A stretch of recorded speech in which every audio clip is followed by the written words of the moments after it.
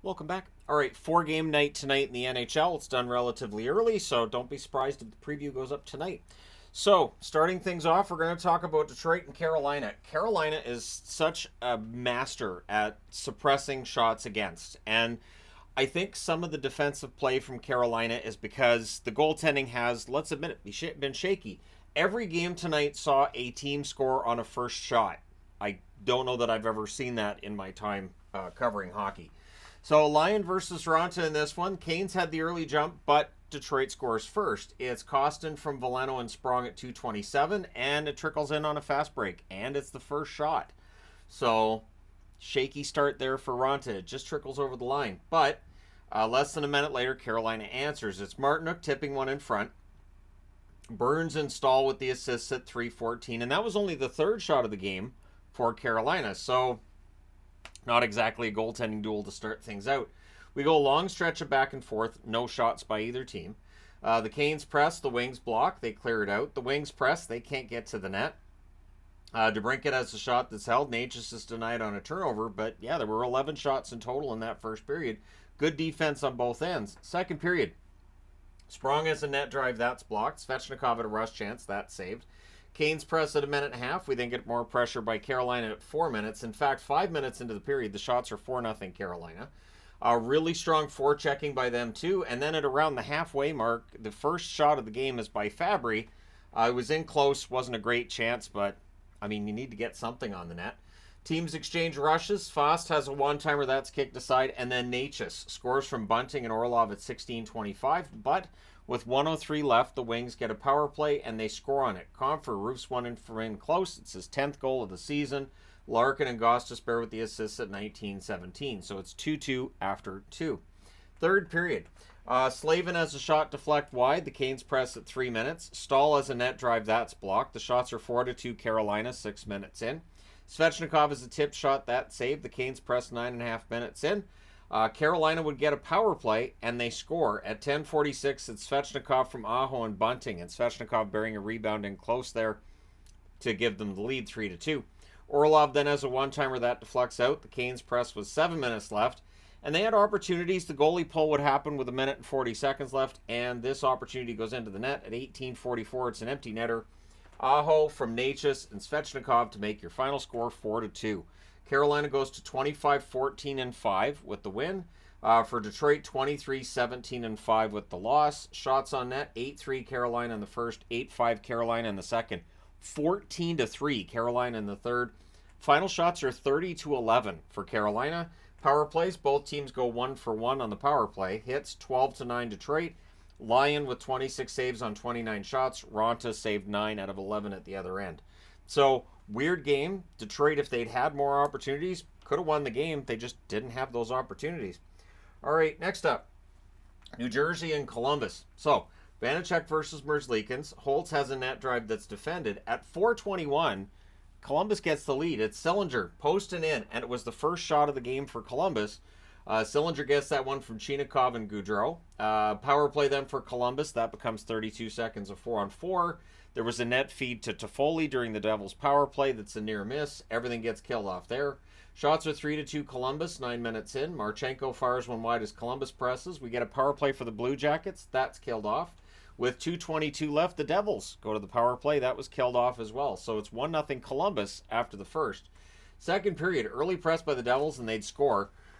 Through a partial screen, Marino goes top corner. Nemitz with the assist at 28 seconds. The Devils then draw a power play. That's killed off. But the shots are 6-1 New Jersey, 5 minutes in.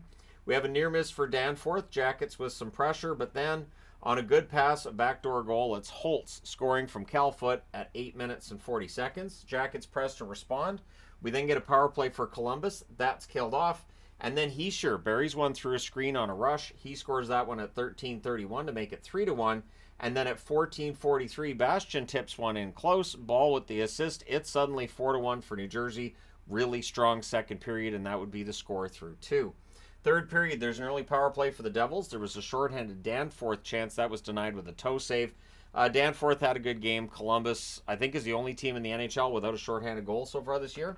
Jackets do kill that off. The shots are 4-2 Columbus at 6 minutes. Fantilli to peak. There's a near miss there. Columbus with some pressure at the half. More pressure by Columbus with 8 minutes left. The Devils get pinned down, but they're honestly not giving up a lot of prime chances to Columbus at this stage either. The Jackets then score to make it 4-2. However, a review shows it was offside, so that goal comes off the board. Columbus does not get closer. Your final score is 4-1. New Jersey needed this one. They go to 23-17-3. Tomorrow they're at home against Dallas. Columbus 14-22-9 with the loss. Shots on net 10-5 New Jersey in the first, 14-13 New Jersey in the second, 11-9 Columbus in the third. Final shots 33-29 for the Devils. Power plays, Devils 0 for 4, Columbus 0 for 3. The hits 21-11 Columbus. Vanacek 28 saves on 29 shots. Merzlikins 29 saves on 33 shots. So, yeah, New Jersey really needed the win, and they played like it. We'll see if that momentum carries over into tomorrow's game against the Dallas Stars, who could also use a win tomorrow. So that should be a fun one to watch. All right, next up, Minnesota and Florida. This one's crazy. So you see, 80s magnet, because the cassette, you know, it unwinds, and then you got to wind it up. You got to use your pen. If you're under the age of 40, you have no idea what I'm talking about. Anyways, Fleury versus Bobrovsky. Forsling has an early chance that's held. The older crowd, you guys can explain to the younger crowd about, you know, putting the tapes back together. Also, I got pretty good at taping them. So, anyways, Forsling has an early chance that's held. Middleton has a rush chance that's blocked. And then Fleury was down. Lockwood collides with him behind the net. And the Wild do what any team's going to do when their goalie gets collided with, and they jump him. So we have like a big kerfuffle go on behind the net, and the Wild emerged with a power play, which the crowd did not agree with. And then Minnesota scores on their power play. Kaprizov from Boldy and Faber at 2:49. It's a point shot tipped in. That was the first shot of the game for Minnesota. Up until then, Florida was controlling. So the Wild press at 5 minutes. We then had a fight between Duhaime and Lockwood because we saw that coming. Honestly, these teams really did not like each other tonight at all. So we get a power play for the Panthers. There's a glove save on Bennett. The next chance is held. That power play is killed off. Foligno then had a fight with Gadjevich, because why not? Panthers press at the half. They're kept to the outside. We get a power play for Florida. There's a Verhaeghe near miss. That's killed off. We then get a power play for the Wild. That's killed off as well. It's the only kill Florida managed tonight. Ekblad's then denied in the closing seconds. So it's 1-0 for Minnesota after one. But you could see Florida was better at 5-on-5, and it shows early in the second period. 33 seconds, Ekblad just puts one through Fleury from the right circle. Tkachuk and Verhaeghe with the assist. It's tied at 1. We then get a power play for Minnesota. Eriksson X denied and close. And then on a one-timer pass to screen, Hartman scores the power play marker. Goligoski and Rossi with the assists at 3:22. Things get punchy on a hold by Bobrovsky. Shots are 6-1 Minnesota, 6.5 minutes in. There's a high sticking call, so the Wild go back to the power play. You can't not call a high stick. Faber scores this power play marker from Boldy and Eriksson Ek at 7:36. He wires that one from the point. Panthers press for an answer. There's another power play for the Wild. This is where the referee's informed that he sucks. I wrote that on the board before the crowd started chanting. I'm like, there's a ref, you suck chant coming. And it did. And then it doesn't get better because that penalty kill doesn't work either. The fourth power play goal of the game, which was the most Florida had allowed in a game since like 2006. Zuccarello gets this one from Eriksson Ek and Kaprizov at 10 minutes and 30 seconds. So Florida puts in Stolarz, but Gustafsson ends up coming in for Fleury. Fleury must have injured something. And so Gustafsson's in the net. So if you're a Wild fan, you should at least be mildly concerned that Fleury's hurt and Gustafsson's the goalie, because in recent weeks and last month or so, Fleury's been the better of the two goaltenders, I think. So power play for Florida, pretty testy game. That becomes 6 seconds of 5-on-3, but it's killed off by Minnesota. So Florida had their chances on the power play, couldn't finish. But 5-on-5, Luostarinen buries a loose puck at 18:27 from Lundell and Ekblad. Johansson gets hurt on a hit. The Wild end up going to a power play. It's their 6th. So that rolls over into the third period. So Florida needs a kill here, right? They're down 4-2. The benches are chatty before the period starts. So these teams just not liking each other at all. Lot of chatting back and forth. And Pat Maroon, who is no stranger to the Florida Panthers, of course, having played in Tampa, being the guy who's doing a lot of the chatting towards the Florida bench. Kaprizov's denied, Stolarz holds. However, at 40 seconds, so after that next faceoff, Kaprizov scores from Zuccarello and Faber. That is 5 power play goals for Minnesota tonight. So, yes, Yes, I understand that the officiating is going to be in under the microscope from Florida fans, but that penalty kill was brutal. So we get a post for Bennett. Forsling has a shot that's held at 8:05. Florida scores. Now I stopped taking notes because I was like, I'm going to run out of room because of all the penalties. So Lundell scored from Ekblad and Reinhardt. He buries a rebound there. And then 18 seconds later, Florida scores again. It's Forsling from Ekblad. At this point, the Wild call a timeout. Whatever they discussed kind of worked and kind of didn't. Florida doesn't score another goal, but Minnesota barely gets it out of their zone the rest of the game. So Stenlund's denied. The crowd's calling some penalties. The referee is told that he sucks again. The Florida announcers were calling some penalties as well. A lot of them in that second half of the third period. The goalie pull happens with 2:20 left. Things get punchy with 22.4 seconds left. And at 19:48, it is Ryan Hartman hitting the empty net for the insurance goal. 6-4 win for Minnesota. Ugly, ugly game, but they win it. 19-21-5 is now the record for Minnesota. For Florida, 27-14-4. So their winning streak broken. Now they're going in the other direction. But again, tonight's game, they did dominate it on the shot clock. And 5-on-5, they won this game. Just the penalty kill, which has been good this year. Not tonight. Shots on net, 9-5 Florida in the first, 9-7 Minnesota in the second, 23-11 Florida in the third. Final shots are 39-25 for the Panthers. Power plays, 5 for 6 for Minnesota, which will greatly increase that power play rating for the Wild and greatly decrease the penalty killing rating for Florida, who went 0 for 4 on the power play. Hits were 21-15 for Florida. Fleury saves 10 out of 11. Gustafsson saved 25 out of 28. Gustafsson gets the win, though. Bobrovsky, 10 saves on 14 shots. Stolarz goes in, saves 9 out of 10. But since the fifth goal is scored with Stolarz in the net, the loss goes on Stolarz's record. So, yeah, quite the game. It felt like it was a huge rivalry game. We'll see if Minnesota gets anything more out of this, if they can build on this momentum from here. But was it enjoyable? Yeah, this was a pretty enjoyable, epic game. It'll be hard to follow that one up.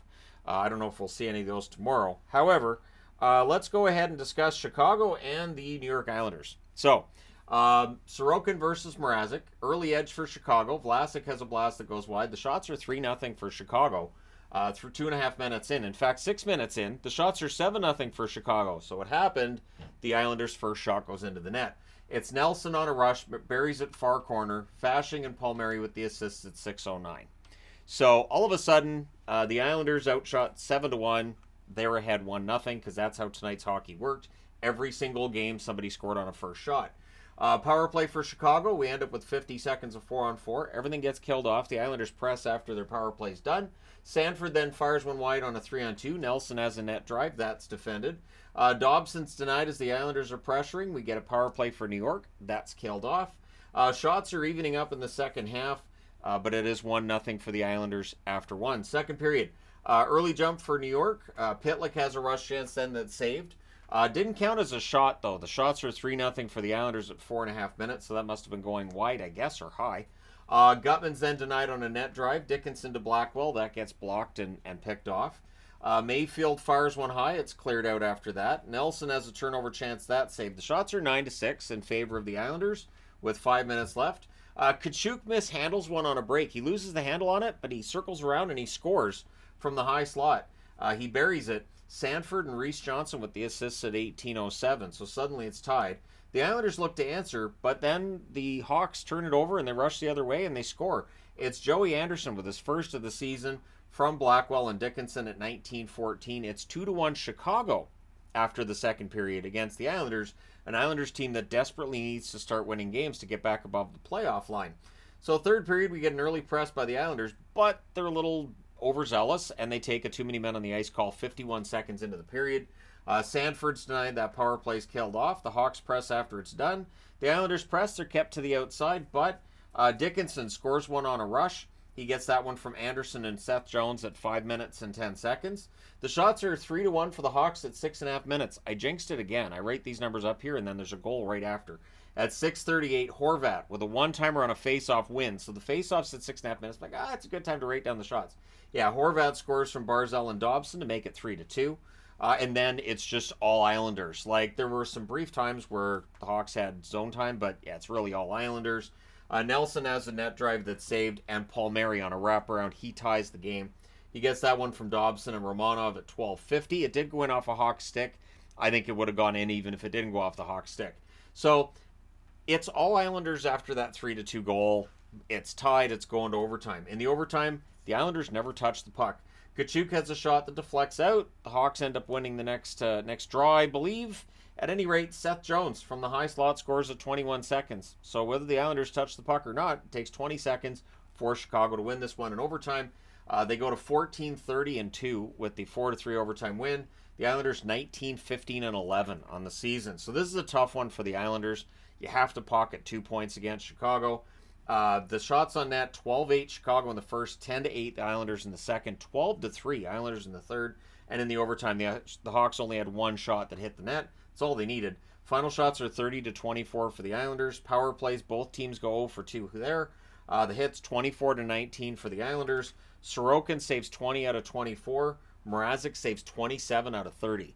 So Sorokin's numbers kind of trending in the wrong direction again, but we'll see what happens from here. Let me know your thoughts regarding these games in the comment section below as always. Don't forget to hit like and subscribe if you've not done so already. Thank you guys so much for all your support. I will talk to you again soon.